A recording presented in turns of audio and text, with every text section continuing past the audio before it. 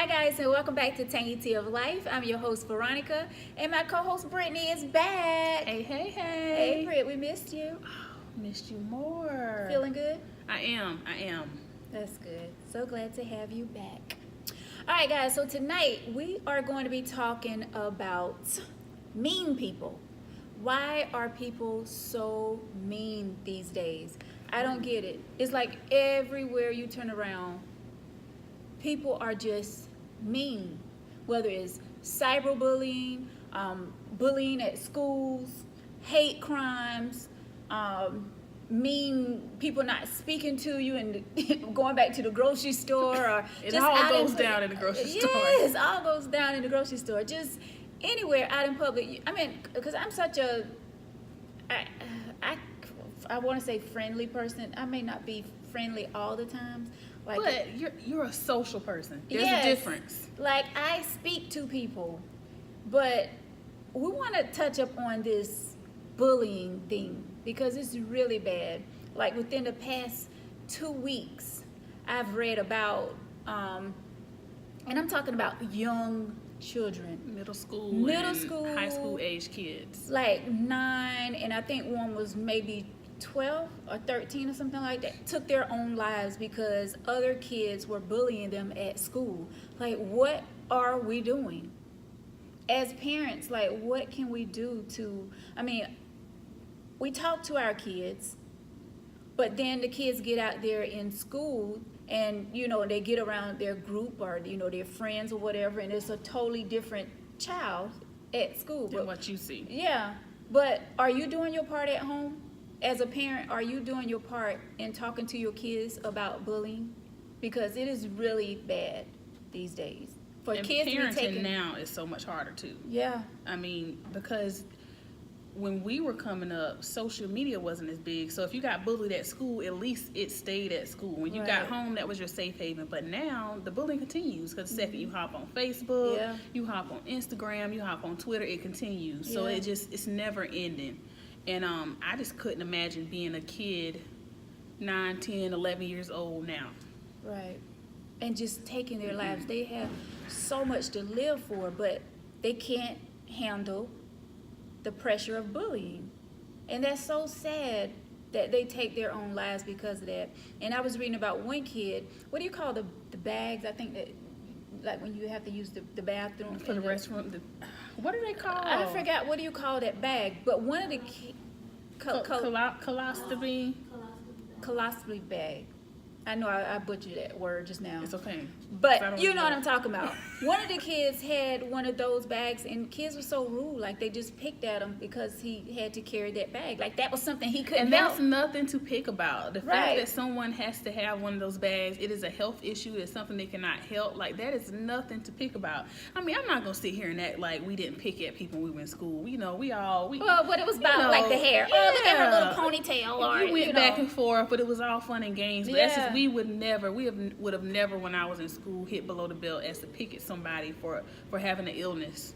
Right. I mean, that's something you can't even control. Even if it could be controlled, that's just nothing to pick about. That's how far they go. But parents, I just want you to reach out to your kids and just talk to them how serious it is to be picking at someone just because they don't look like you, just because they don't wear the same clothes as you, don't have the same expensive shoes as you, you know, your parents don't drive a fancy car like you. You need to be talking to your kids about bullying. Like, that is so serious. And that's just like, I was talking to someone the other day. These kids are totally different than when we was coming up. Completely. They cannot take all that pressure. No. They cannot take the pressure like we used to take back in the day. Like, they're so quick to either fight or stab, kill, you know? It's not like... And they're just exposed to so much. Because, I mean, coming up, a lot of the stuff that kids know now they're exposed to and that they're doing, we weren't thinking about doing. I mean, the most I ever did in middle school was pass a note to a boy. And pray my mama didn't find it in my book bag when it was passed back. But, I mean, it's just different. It's different now. It's totally different. But do you think it's because we have so many young parents? That's definitely a factor. a lot of parents want to be friends with their kids. The mom is younger, the grandma is younger, the great grandma is younger. Yeah. And I mean, it's just a different world. it is, and it's the thing that's most hurtful about it is that there's nothing you can really do about it when it's not your kid, because times are so different. And now, back in the day, it took a village to raise a child. Everybody looked out for everybody's child. But now you tread lightly. You don't want to say too much to somebody else's child. You don't want to discipline. You don't want to, step outside your lane because you know it may not end well. You ain't trying to get sued. Right. You're not trying to lose your job or whatever the case is. But sometimes it takes that teacher at school that puts that little extra, discipline behind a kid and say, all right, tighten up. Yeah.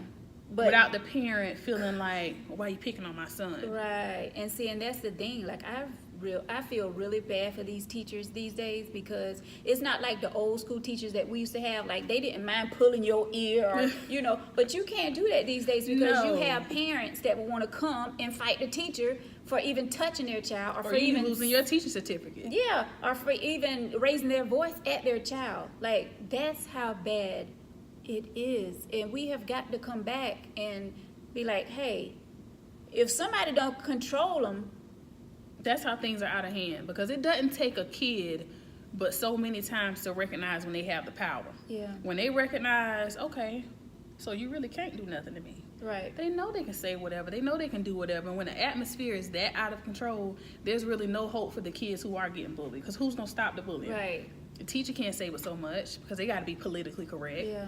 They got to keep that tone right. And some of the teachers are like fresh out of school. I mean, you know what I'm saying? Like, imagine being 22. 21. Yeah. And you teaching 12th graders. They're just as tall as you, probably doing all the things that you're doing. Right. I think they need to bring prayer back in schools. Oh, yeah. I really do. I mean, prayer changes things.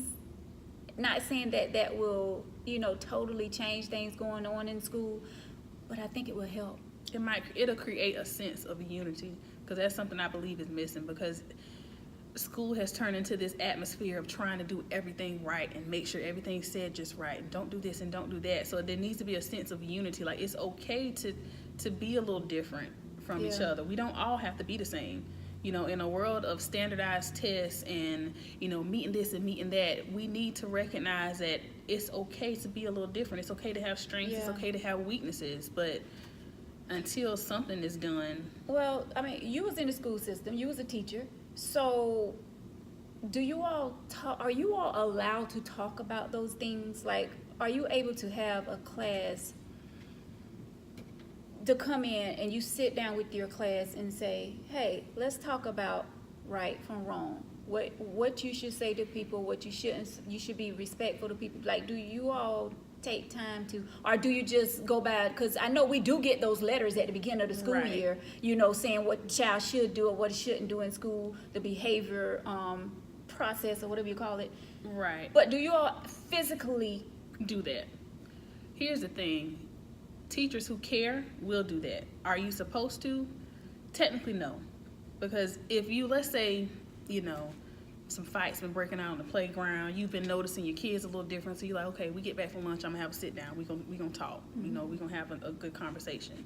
And here comes your principal or your instructional coach, doing a random observation on your class. You would technically be off task, because you are required by the state to go by your lesson plans to hit this standard and that standard and whatever standard you're supposed to hit. And you having to talk about self-esteem and not picking at each other is not one of your standards as a science teacher or as an English teacher.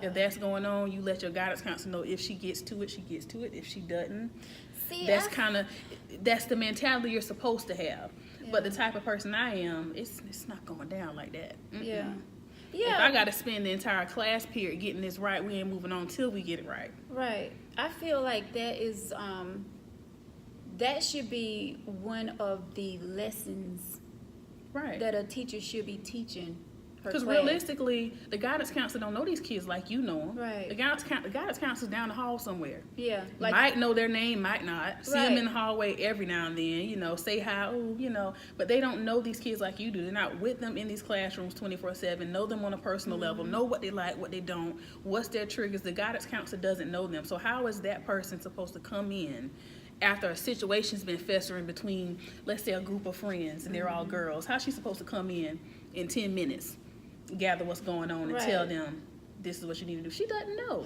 And I think, I mean, I'm not saying wait to do this in middle school and high school. Like, this should be taught in elementary school.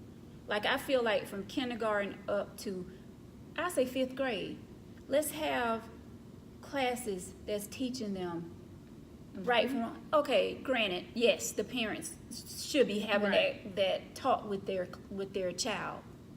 That's number one. Right.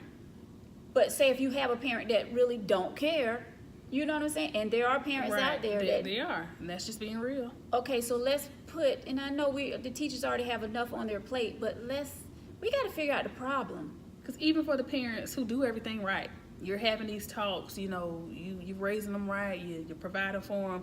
At the end of the day, being realistic, the teacher is with your kid more than you're with your kid. You might see your kid a couple hours a day when getting dressed in the morning on the way to school. Because by the time you get home, they get home, you're in this routine, fix dinner, go to bed, we repeat tomorrow. Right. If you work on weekends, you might not see them on the weekends. If you're off, that's cool. But realistically, the teachers are with your kids more than you are. So it really needs to be reinforced more at school than it is at home. So it takes that teamwork. Yeah, teamwork definitely, and not the parents going to the schoolhouse and almost near choke the teacher out because they said something to your child. We have got to stop that, parents. We have got to stop that. Like, find out what really went down. And handle it the right way. I don't care if the teacher was wrong. One thing I'll never do is automatically just bust up in the schoolhouse and just, what my child said. Yeah. You know, we can come away from the kid. Because, one, we're not going to have this conversation in front of the child. Right. Even if you're wrong, I'm not going to prove that you're wrong in front of my child. Because now my child's going, they're going to go back to school the next day like, Mama told you. Right. So I'm not going to do that in front of my child. I'll never demean another adult in front of my child. Yeah. Because they're going to think that's okay. You know. But, I mean, it happens. Sometimes teachers are wrong. But I feel like any teacher who's an adult can admit when they're wrong and rectify the situation. The teachers are wrong. I mean, no one is perfect, but I just don't like the fact of us as parents going there and showing out. Like, we all think the highest of our children. We all think that our child would do no wrong. But when your child get to school, you don't know. And get around those friends, you just really don't know. They left as Billy and they went there as Franklin. Okay, maybe I could use another word. But I'm just saying, they're a totally different person at school. So let's just be mindful. Like, we have got to find out what is going on with all this bullying. Kids, if you're watching, stop picking at other kids. Like, and monitor your kids. Yeah. Like, I don't care how old they get. I mean, I tell my kids are only 4 and 5, and I tell them, you do not get to be upset, have an attitude, and be angry about nothing until the bill is in your name. So until then, tell that to a teenager. I'm gonna look at I don't care if they're in 11th grade. I'm gonna monitor your Facebook. Yeah. You're not posting whatever you want to post. You're not, we're not going off fussing back and forth with girls over guys. We're not doing that. Right. You're not cursing on Facebook. You're not grown. And that's really bad too. And what bothers me is when I see kids post some of the most derogatory stuff, and then I'm like, okay, well, why should I say something when your mama's your friend? If I saw it, she saw it. Yeah. Who am I to say something? But I don't know if parents feel, I don't know. At what point do you feel your child is too grown for you to say something to? And see, I know I'm guilty of this. It's like, oh man, well, little Tommy down the road, he have a Facebook page. Do I feel like my child is getting left out of, the things that's going on in the world today? Like, I know I have to stop doing that, because it's like, just because little Johnny down the street got this don't mean that your child needs it. You know, just because little Johnny have Snapchat don't mean that my child have to have Snapchat. I mean, my child is not having Snapchat. No, you start snapping when you're connected to your own Wi-Fi. Like until then, yeah, no. But I am a little guilty of that. I mean, and I'm just using social media as an example. I mean, I can be talking about something else. Oh, well, you know, got this bike. Why can't you? Why do we compare so much? Yeah, why do we compare so much? Why do we feel the need to do that? I mean, do your own thing. What works for you works for you. Yeah, because we don't know what's going on in that other household. Right.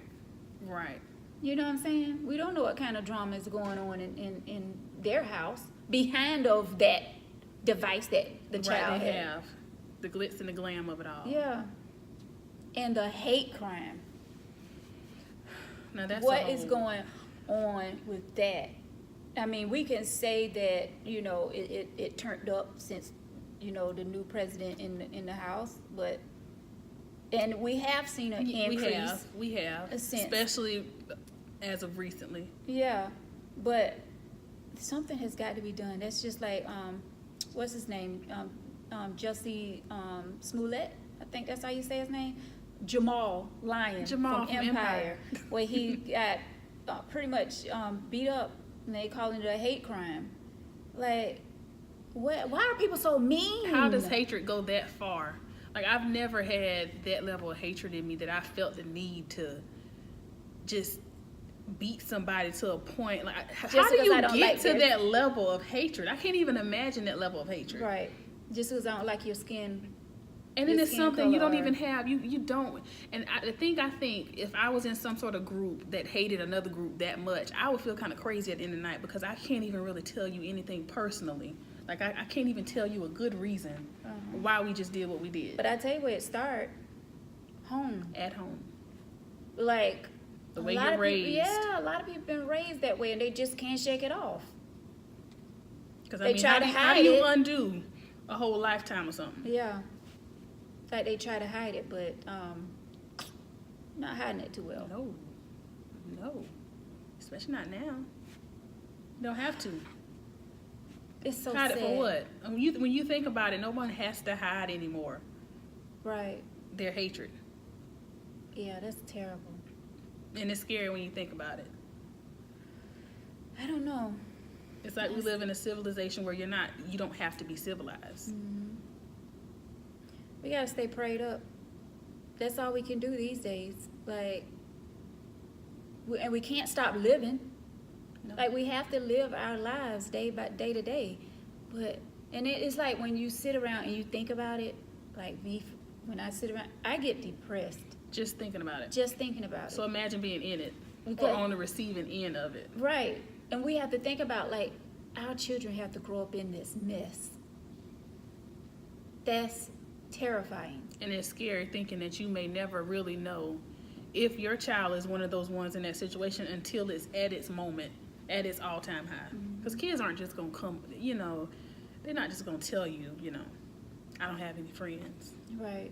That's why it's so important. And I'm guilty of this again. I mean, I should have started when the kids were like 2, 3. I mean, you know what I'm saying? Telling them, talk to me about anything. Come to me. I'm your best friend. Talk to me about anything. I can say it now. I mean, you know, would it be received really? Start them while they're young. Build that relationship, build that comfort zone while they're young. Because you really can't tell a teenager, come talk to me about anything. They like, what you up to? Why you want to know? Like, ugh. You know, they think everything is gross when it comes to the. Oh yeah. But we need to like start while they're young, so that they can get that built in their mind. Like, my parents are the person that I can come talk to. So by the time they're a teenager, it's second nature to come run. It's second nature to run to you when something's wrong. Mm-hmm. And that's how it should be. They should run to you when something's wrong. Not anybody else, not to Facebook, not to Twitter, not to Snapchat. They should run to you when something's wrong. Mm. Well, guys, the subject was, why are people so mean? And I just say that we need to find a way to come together and work this thing out. Bullying is out of control. We need to stay on top of these kids, what they're watching, what social media they're on, who their friends are, who they're talking to on the phones. Like, we really need to pay attention to what our kids are doing, because is really scary out here in the world these days, because kids they're smart. They try to hide things from us, but we have got to be in their business. Like, it is not invasive. You are their parents. Yeah. You brought them here. It is your job. get in those cell phones, see what they're doing, because and then these special codes that they be using that we don't know about, but you know, sometimes we'll hear it on the news. Hey, watch out for this. By the time we find out, it's like, oh, yeah, it's old by the time we find out. all these challenges that they be did I say that right? Yeah, these challenges that they be doing and stuff, and we need to be on top of it. Like, we have got to stop bullying. Kids are taking their own lives, and that is so sad. They're so young, and they have so much to live for, but they letting someone's opinion about them get them that mad, or you know, feel that down that they have to take their own lives. Leave comments, guys. Leave comments below. Tell us what you think. Please like, subscribe, and don't forget to hit that bell so that you can get notifications when a new video come out. Go to our email, tangyteaoflife@gmail.com. Leave topic suggestions. If you would like to be a guest on the show, just leave us information, and we will get back with you. Guys, thank you so much for watching. We hope this has touched someone to get out there and do better, and just change the world, man. Take a step. Yeah, take that step. All right, guys, we'll talk to you later. Thanks for watching Tangy Tea of Life. Bye.